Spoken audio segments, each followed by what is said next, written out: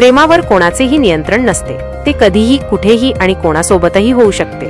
मध्य प्रदेशातील खंडवा येथे एका महिला शिक्षिकेला तिच्याच विद्यार्थ्यावर प्रेम झाले। तिने विद्यार्थ्याला विचारले, तू माझ्याशी लग्न करशील का?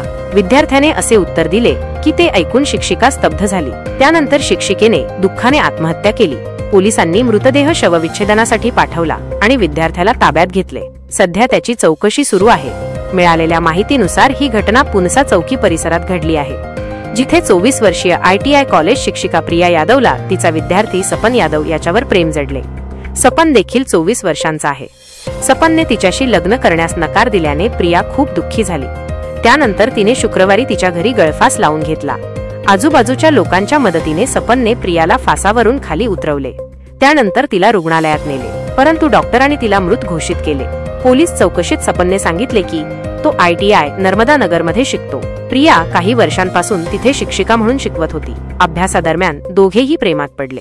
ते मोबाईलवर बोलू लागले। हळूहळू हे नाते अधिक घट्ट होत गेले। गेल्या 1 वर्षापासून दोघांचेही प्रेमसंबंध होते। दोघेही एकाच जातीचे होते आणि त्यांच्या कुटुंबियांनाही या नात्याची माहिती होती। शुक्रवारी प्रियाने सपनला तिच्या घरी बोलावले। घरी प्रियाने सपनशी लग्न करण्याबद्दल बोलले।